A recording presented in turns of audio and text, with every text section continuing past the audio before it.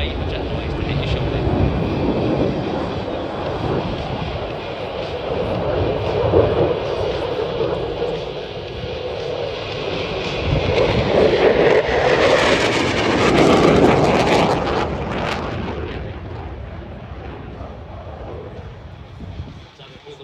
Again, pulling a constant 9G, assisted by its full-body G-suit and pressure breathing. He's able to counter the effects of the G straight maneuver. This doesn't avoid the fact that his body now weighs 9 times more than normal, making Turbo as heavy as a Formula 1 car.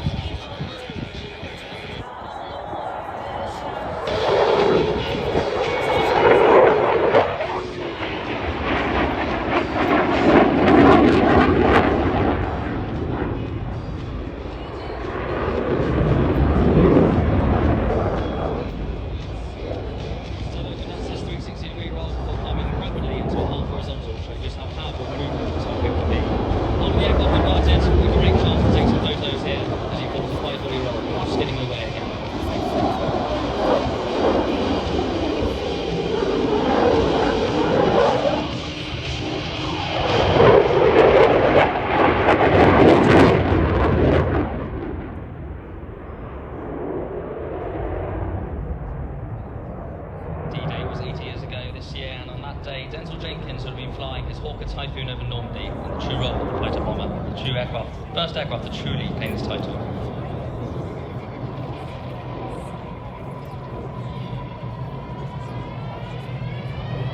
As Turbo brings the jet back towards the crowd, a wonderful chance for photos again as he demonstrates the graceful flying with a slow roll.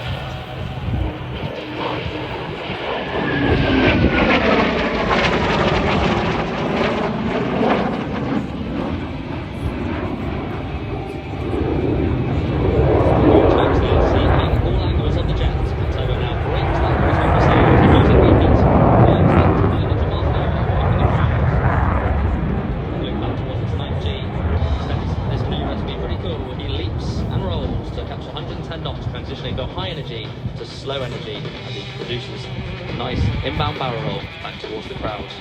Great chance there at this point in the display for taking the crowd, so we give him away as he turns away.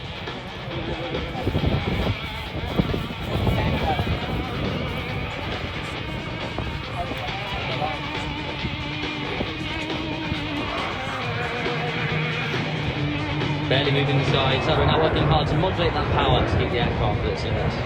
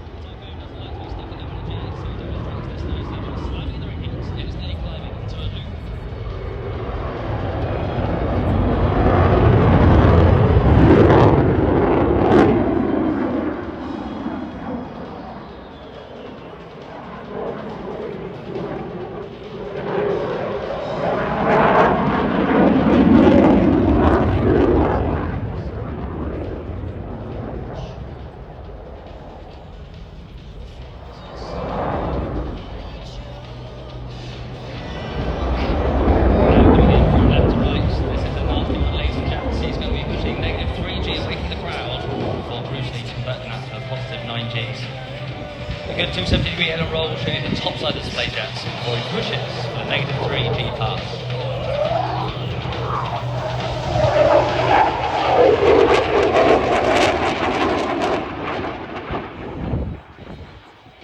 Maintaining the -G, he pushes up towards the vertical. Before converting that back to +G, the 12G swing, pulling back towards the crowd line.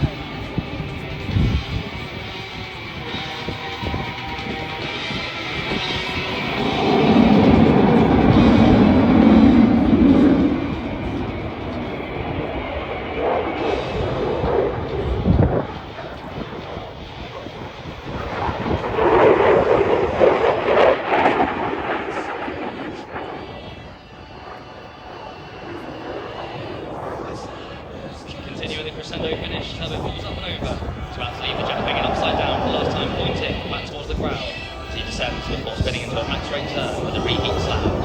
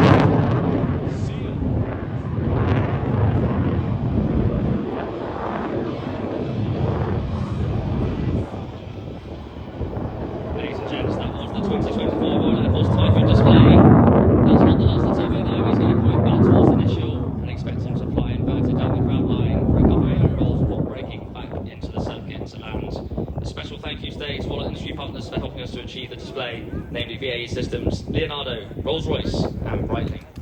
Thank you very much and goodbye.